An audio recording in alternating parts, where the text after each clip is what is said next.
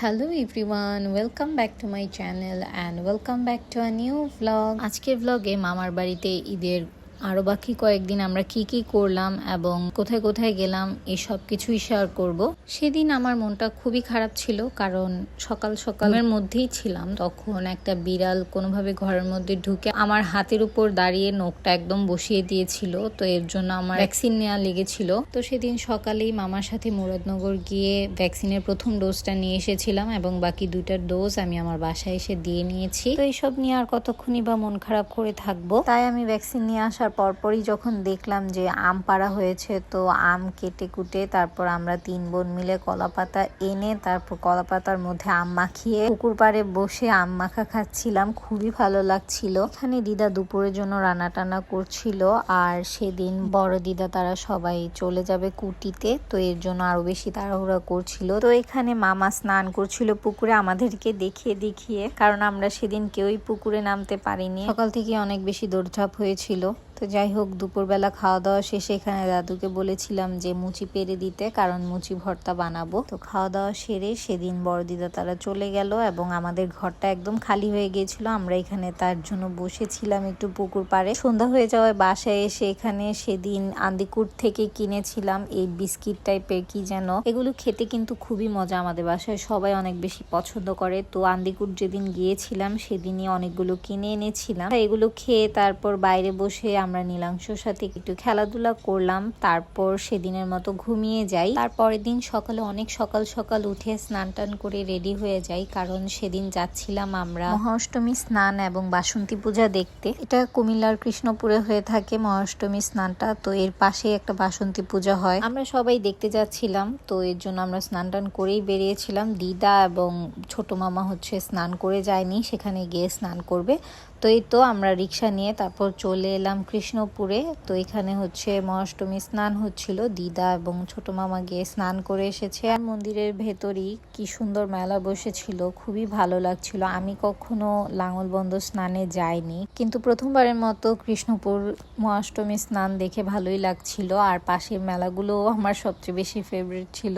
এখানে এত কিছু বিক্রি হচ্ছিল, তো আমার তো সবকিছুই কিনতে মন চায় মেলা টেলা দেখলে। তো এখানে কিছু পিতলের জিনিসের দাম করেছিলাম, একটু বেশি লেগেছিল প্রাইস, তো এর জন্য আর পরে কিনিনি। আর মন্দিরটা ছিল রক্ষা কালী মায়ের মন্দির, খুবই সুন্দর লাগছিল। তো এখান থেকে আমরা একটু দর্শন করে তারপর আরো মেলা দেখছিলাম। আর মেলা থেকে আমরা অনেক কিছু কিনেও নিয়েছি। আমরা খাবার দাবার কিনে নিয়েছি বেশি, কারণ ওগুলো দেখতেই বেশি লোভনীয় লাগছিল। আর কিছু ক্লিপ ব্যান্ড কিনে নিয়েছিলাম, এগুলো দেখলে তো খুবই ভালো লাগে। আর এখানে বড় মামি দাবটি কিনে নিয়েছিল একটা। এরপর এখানে মেলাটা ভালোভাবে ঘুরে দেখে এখান থেকে আমরা বেরিয়ে যাই। মন্দির থেকে একটু সামনে একটা বাড়িতে বাসন্তী পূজা হচ্ছিল এবং সেই বাড়িতেই এখানে যে মহাষ্টমী স্নানে লোকজন এসেছে তাদের জন্য প্রসাদের ব্যবস্থা করেছিল, খিচুড়ি প্রসাদ। তারপরেই তো আমরা এই বাড়িটাতে চলে আসি এবং এখানে একটু পূজা দেখছিলাম বসে বসে। আমরা অপেক্ষায় ছিলাম যে কখন অঞ্জলি দেওয়া হবে, কারণ আমরা কেউই কিছু খেয়ে বের হইনি।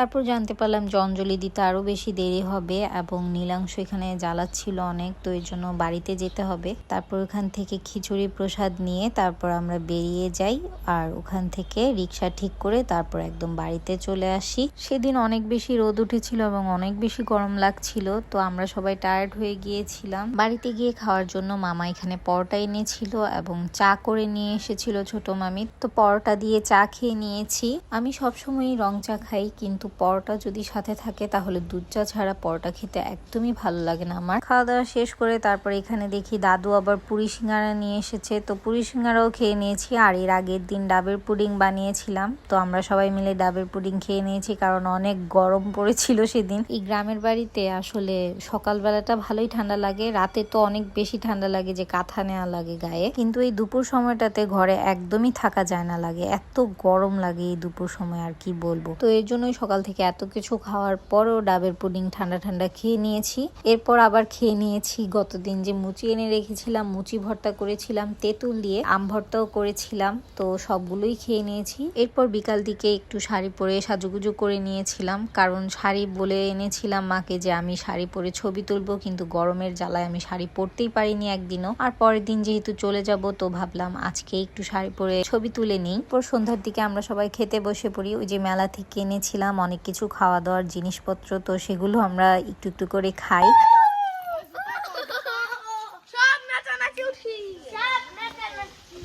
এরপর রাতের দিকে ভালোই ঝড় হয়েছিল, কিন্তু বৃষ্টি হয়নি। আর পরের দিন সকাল সকাল গাড়ি আসবে, আমরা চলে যাব বাসায়। তো সেদিন রাতে আমরা তাড়াতাড়ি খেতে বসে পড়ি। গরম গরম ভাত, সাথে হাঁসের ডিম ভাজি এবং বিলম্ব দিয়ে ডাল, খুবই মজা করে খেয়ে দিয়ে তারপর আমরা সেদিন রাতে ঘুমিয়ে পড়ি। আর সকাল সকাল গাড়ি চলে আসে, দেখুন আমাদের চোখ দেখেই বোঝা যাচ্ছে যে আমরা কতটা ঘুমে আছি। তো আর কি করার, গাড়ি চলে এসেছে, এখন আমাদের বাসায় ফিরতে হবে। বাসায় এসে আমার 2 দিন এত বেশি খারাপ লাগে, এত বেশি কষ্ট লাগে, এখনো অনেক বেশি কষ্ট লাগে। আগে তো কান্না করতাম ছোটবেলা, যখনই আমার বাড়ি থেকে বাসায় আসতাম তখন অনেক বেশি কান্না করতাম, কিন্তু এখন তো কান্না করি না, কিন্তু খারাপ লাগে অনেক বেশি। আজকের ব্লগটি এ পর্যন্তই, আশা করছি আপনাদের কাছে ব্লগটি ভালো লেগেছে। দেখা হচ্ছে নেক্সট কোনো ব্লগে, সে পর্যন্ত সবাই ভালো থাকবেন, সুস্থ থাকবেন, টাটা।